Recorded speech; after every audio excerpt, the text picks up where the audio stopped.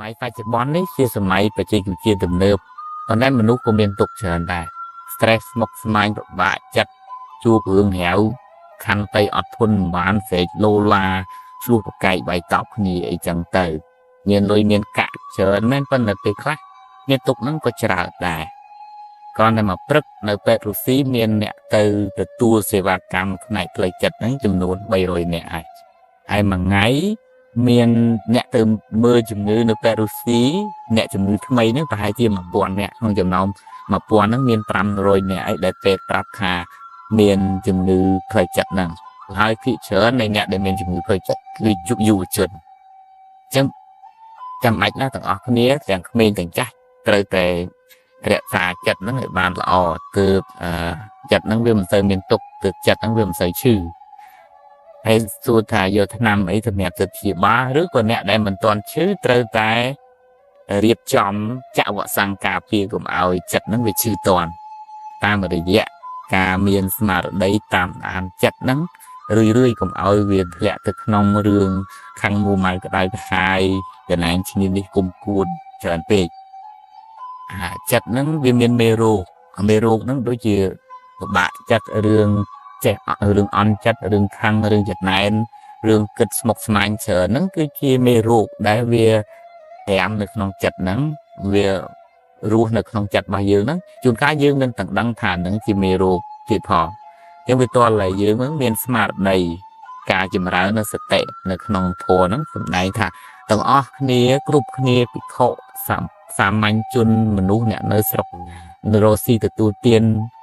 រាជការក៏ដោយអ្នកណាក៏ដោយគឺថាចាំបាច់ត្រូវតែមានសមារតីតាមដានចិត្តហ្នឹងជានិច្ចកាលជារៀងរាល់ថ្ងៃដេកដើរឈរអង្គុយកោបចុកហ្នឹងចាំបាច់ត្រូវតែមានស្មារតីហ្នឹងតាមចិត្តហ្នឹងដូចជាអង្គរៈអញ្ចឹងកាលណាចិត្តយើងវាខឹងឧទាហរណ៍ថាយើងអង្គរៈហ្នឹងទៅជួយពាំងកាលណាមេហ្នឹងមានគ្រោះថ្នាក់យ៉ាងណាកាលណាចិត្តហ្នឹងខឹងអង្គរៈគឺស្មារតីហ្នឹងប្រាប់ចិត្តថាអូមានគ្រោះថ្នាក់ហើយឬក៏ដូចជាយើងបើកឡានទៅមានភ្លើងក្រហមអញ្ចឹងស្តុបអញ្ចឹងយើងអត់ទៅមុខទៀតទេពីព្រោះទៅមុខទៀតវាអាចមានគ្រោះថ្នាក់យ៉ាងណាខំចំណែនរវើរវាយស្អប់គុំគួនច្រើនកើតឡើងនៅក្នុងចិត្តស្មារតីនឹងប្រាប់ថាយើងអាចមានគ្រោះថ្នាក់យើងនឹងមានគ្រោះថ្នាក់អញ្ចឹងស្តុបឬក៏ជន់ហ្វ្រាំងអញ្ចឹងតើយើងមានការតាមដានចិត្តនឹងជានិច្ចកាលគ្រប់អេរិយាបថទាំង4ដេកដើរឈរអង្គុយនិយាយស្ដីគ្រប់ពេលវេលាទាំងអស់ហ្នឹងស្មារតីនឹងវារឹងមាំស្មារតីនឹងគ្រប់គ្រងចិត្តបានមិនបដោយចិត្តឲ្យរវើរវាយស្មារតីនឹងអាចមានសមត្ថភាពទប់ទល់នឹងអាចិត្តប្រេះផ្ដាស់ដូចជាយើងដឹកគោឲ្យស៊ីស្មៅតាមភ្លឺស្រែអញ្ចឹងកណ្ដាលយើងប្រហែលអាគោនោះវាស៊ីសទូងគេនៅសងខាងភ្លឺហ្នឹងហើយប៉ុន្តែក្នុងនាមជាម្ចាស់អ្នកដឹកគោហ្នឹងចាំបាច់ត្រូវតែទាញនៅពេលដែលវាទៅស៊ីស្មៅយ៉ាងណាចិត្តរបស់យើងហ្នឹងវាមានរបស់ដែលត្រូវទៅឆក់ហ្នឹងច្រើនណាស់របស់ខុសៗហ្នឹងខាងចំណែនស្អប់លួលវាយអីទាំងអស់ហ្នឹងគឺជាចំណីទាស់របស់ចិត្តអញ្ចឹងតើតែម្ចាស់គឺស្មារតីហ្នឹងពេលណាចិត្តហ្នឹងវាធ្លាក់ចូលក្នុងគំនិតមិនល្អហ្នឹងទាញវាមកវិញមក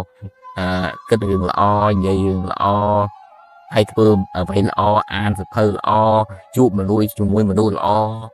សាងតែអំពើល្អប្រឹងប្រែងរៀនសូត្រ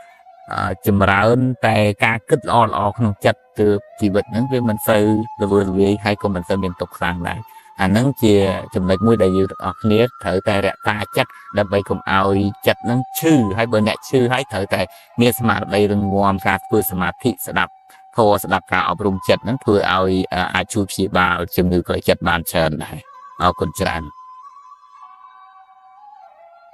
បើចង់ឲ្យចិត្តរបស់យើងហ្នឹងបានត្រជាក់បានស្ងប់បានសុបាយវាតតែចិត្តហ្នឹងមានធាតុត្រជាក់ច្រើនហើយខ្ញុំគាត់ថាលើកតែមួយរឿងសេចក្តីស្រឡាញ់រៀនផ្ដល់សេចក្តីស្រឡាញ់ឲ្យខ្លួនឯងបានរឿយក្នុង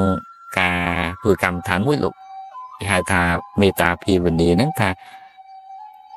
ខ្លីថាអាហាងសុខេតោហោមិនិទុក្ខោសូមឲ្យខ្ញុំបានសុខរួចផុតពីទុក្ខអញ្ចឹងយើងផ្ដល់ភាពត្រជាក់ត្រជុំឲ្យខ្លួនឯងជាដំបូងសិនប្រាថ្នាឲ្យខ្លួនឯងបានសុខហើយរួចផុតពីទុក្ខហើយពិចារណាទៅ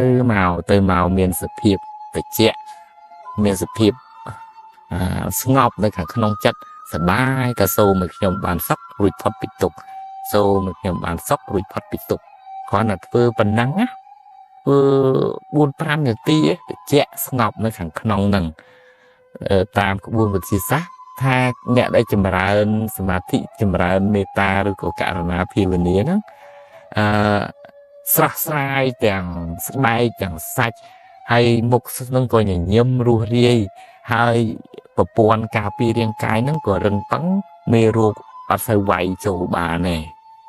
អញ្ចឹងវាសំខាន់ដំបូងគេហ្នឹងគឺថាប្រមូលភាពតិចតិជុំចូលនៅក្នុងចិត្តរបស់យើងសូមឲ្យខ្ញុំបានសុខរួចផុតពីទុក្ខសូមឲ្យខ្ញុំបានសុខរួចផុតពីទុក្ខឬមុនចូលគេងពេលងើបពីគេងឬក៏ពេលណាកនេ1នាទីក៏ដោយ2នាទី5នាទីគ្រាន់តែសូមឲ្យខ្ញុំបានសុខរួចផុតពីទុក្ខហ្នឹងបើភាសាបាលីអាហាំងសុខេតោហោមិនិតទុក្ខោហ្នឹងសូមឲ្យខ្ញុំបានសុខរួចផុតពីទុក្ខគឺថាតិចខាងក្នុងយើងហ្នឹងគឺសប្បាយអញ្ចឹងតែហើយយ៉ាងចាំពង្រីកសេចក្តីស្រឡាញ់ហ្នឹងដល់មនុស្សជុំវិញខ្លួនទាំងអស់នៅក្នុងធម៌លោកឲ្យពង្រីកទៅទិសខាងកើតខាងលិចខាងជើងខាងត្បូងខាងលើខាងក្រោមអត់មានកំណត់ចំនួនទេហើយអញ្ចឹងភាពតិចតិជុំនឹងសាយភាយើងនឹងខ្លាយទៅជាមនុស្សទឹកយើងក៏តិចហើយអ្នកដតីដែលនៅជុំវិញយើងមិនបានទៅជួបទេប៉ុន្តែសេចក្តីស្រឡាញ់នឹងធ្លាក់ទៅដល់បុគ្គលនឹងហើយយើងជាអ្នកបានផលពីសេចក្តីស្រឡាញ់នឹងមុនគេចឹងបើយើងចង់តិចទៅសាងភាពតិចក្នុងចិត្តផ្ដល់សេចក្តីស្រឡាញ់ដល់ខ្លួនឯងផ្ដល់សេចក្តីស្រឡាញ់ដល់មនុស្សជុំវិញខ្លួនយើងនឹងបានតិចដែរអនុមោទនា